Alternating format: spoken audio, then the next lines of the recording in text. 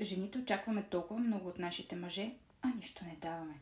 Сега ще отговоря на този коментар, който не мога да повярвам, че някой, който и да било в социалните мрежи, ще публикува нещо такова за своята жена и като цяло ще говори такива неща за своята жена. На мястото на вашата жена нямаше да бъда ваша жена.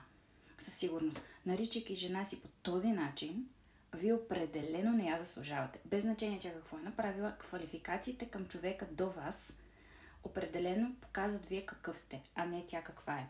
Можете с най-нормален, зрял, адекватен тон да й обясните нещата и да й кажете как се чувствате. Но моля ви, господа, а и жени, ако мислите, че с епитети, квалификации, грозни, обидни думи ще постигнете нещо във вашите отношения, мога да ви кажа точно сега и точно веднага, че никога няма да постигнете нищо по този начин.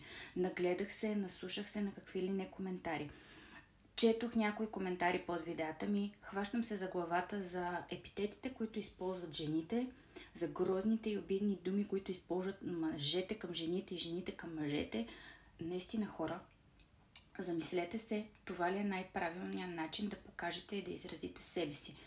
На това ли искате да научите децата си, хората в социалните мрежи, навсякъде, защото социалните мрежи са извадка от нашия живот. Коментара ви е извадка от вашия живот. Не искам да е като на някакво нравоучение това видео, но моля ви се, ако по този начин се отнасяте с вашите жени, не ще избягат, ами с 300 няма да... С 300 ще изхвърчат от вашата къща и ще си правят каквото си искат. И ще ви изневеряват, и ще се държат грубо с вас. Ами, това е извадка и показател. Умишлено правя коментар, цяло видео за този коментар, защото е недопустимо да се държите по този начин с жена си. Да говорите по този начин. Най-малкото тя дори не знае, че вие сте написали под мое видео коментар за нея и при това такъв.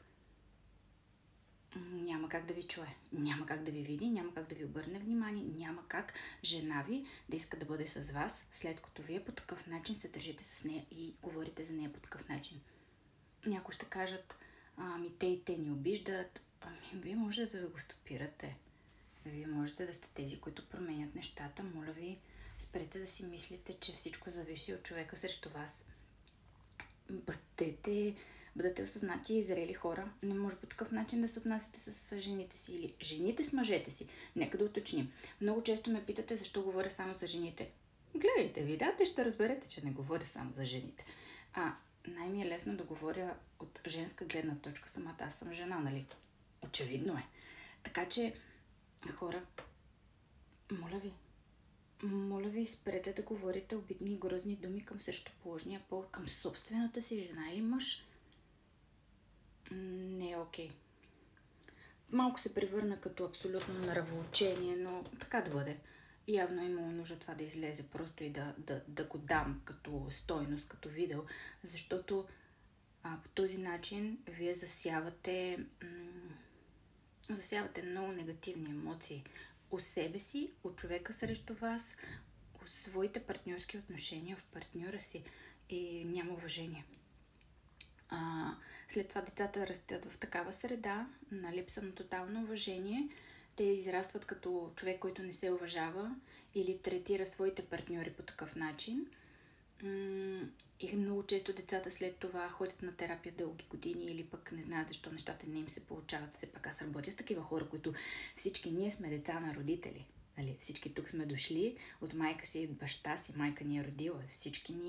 Всички ние сме с травми, всички имаме нужда да ги излекуваме. Едни ги разбират, други не ги разбират. Аз лично за себе си осъзнах своите травми, работя много до ден днешен с тях, постоянно и непрекъснато, защото това е непрекъснат процес, но нека да сме осъзнати хора, нека да почитаме и уважаваме другите.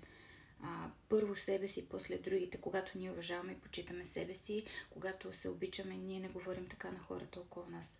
Без значение дали е партньор, дали е приятел, дали е съученик, дали е колега. Много млади хора ме следят, много млади хора ме търсят, така че дори с най-близките си хора, като растете, като сте тинейджери, дори това не е окей. Имайте предвид, че за да се използват грозни епитети, това означава, че децата най-вече това го чуват от семейството си. Свързват се с мен много подрастващи, които имат нужда от съвети, И аз им ги давам, насочвам ги, но имайте предвид, че ние показваме на младото поколение какви да бъдат с примера, който даваме в социалните мрежи. Това не е пример, това е обратното. Така че за това си правя този труд, за това отделям своето време вече над 5 минутки, за да ви споделя, че това не е окей, хора. Спрете го, щопирайте го, работете върху себе си. Затова има лична терапия, затова има консултанти, затова има треньори, затова има терапевти като мен. Просто работете върху себе си. Обичам ви и нека да се обичаме повече себе си, да се приемаме, да вярваме в себе си и това да не бъде примера, който искаме да даваме на хората около себе си, на децата си. Прекрасен ден!